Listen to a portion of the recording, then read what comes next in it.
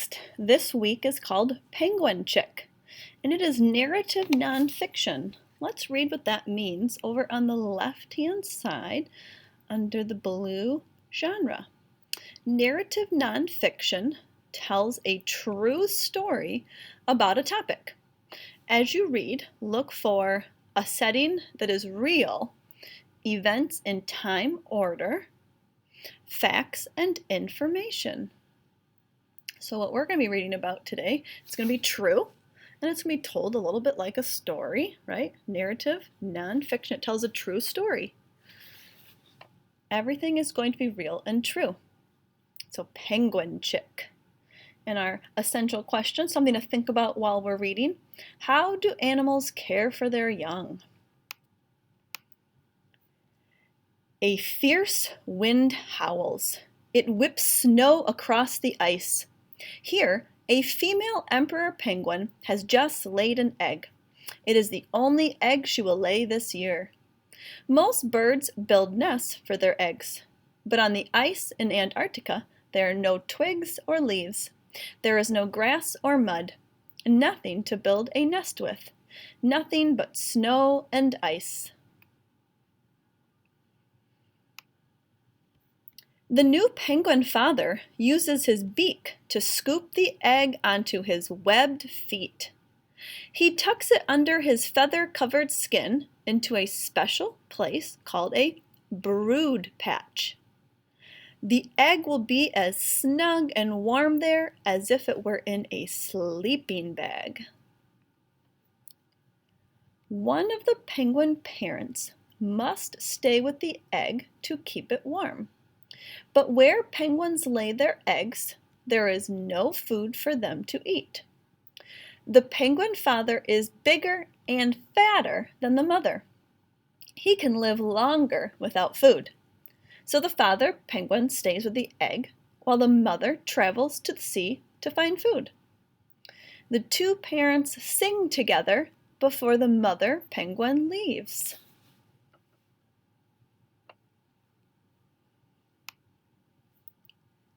Along with many other penguins, the mother penguin leaves the rookery where she laid her egg. The mother walks or slides on her belly. This is called tobogganing. She uses her flippers and webbed feet to push herself forward over ice and snow. Because it's winter in Antarctica, water near the shore is frozen for many miles. After 3 days, the mother penguin comes to the end of the ice. She dives into the water to hunt for fish, squid, and tiny shrimp-like creatures called krill. Back at the rookery, the penguin fathers form a group called a huddle. They stand close together for warmth. Each one keeps his own egg warm.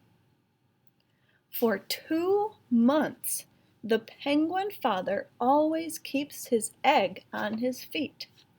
When he walks, he shuffles his feet so the egg doesn't roll away. He sleeps standing up. He has no food to eat, but the fat on his body keeps him alive.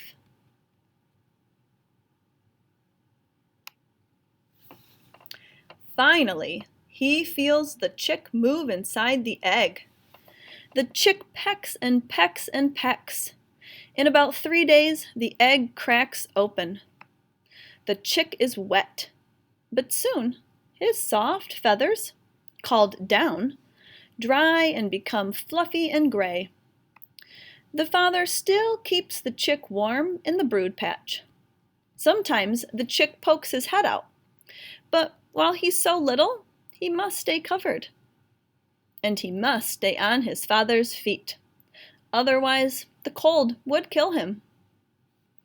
The father talks to the chick in his trumpet voice. The chick answers with a whistle. The father's trumpet call echoes across the ice. The penguin mother is on her way back to the rookery, but she can't hear him. She's still too far away. If the mother doesn't come back soon with food, the chick will die. 2 days pass before the mother can hear the father penguin's call.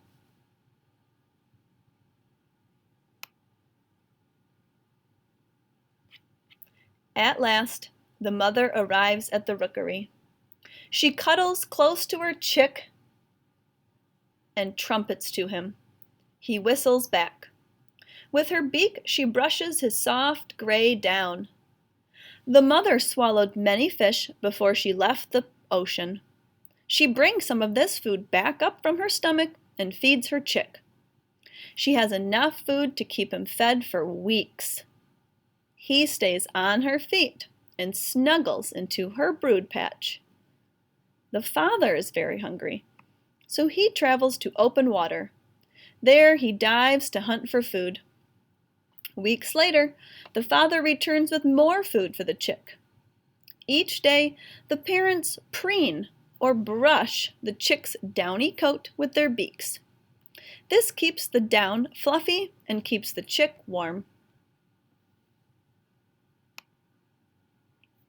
As the chick gets bigger, he and the other chicks no longer need to stay on their parents' feet. Instead, they stay together to keep warm. This group of chicks is called a creche, or a nursery. The chick now spends most of his time here, but he still rushes to his mother or father to be fed when either one comes back from the ocean. Sometimes the chick and the other young penguins dig their beaks into the ice to help them walk up a slippery hill. They toboggan down fast on their fluffy bellies. The chick grows and grows. After 5 months, he has grown into a junior penguin. He is old enough to travel to the ocean. Now he has a waterproof coat of feathers instead of fluffy down. He can swim in the icy cold ocean because his feathers keep him dry and warm. The young penguin spends most of his time in the water. He swims, flapping his feathers as if he were flying underwater. He uses his webbed feet to steer wherever he wants to go. He catches a fish with his beak and swallows it head first. Now the young penguin can catch his own food and take care of himself. In about 5 years, he'll find a mate. Then he'll take care of his own egg until the chick can hatch.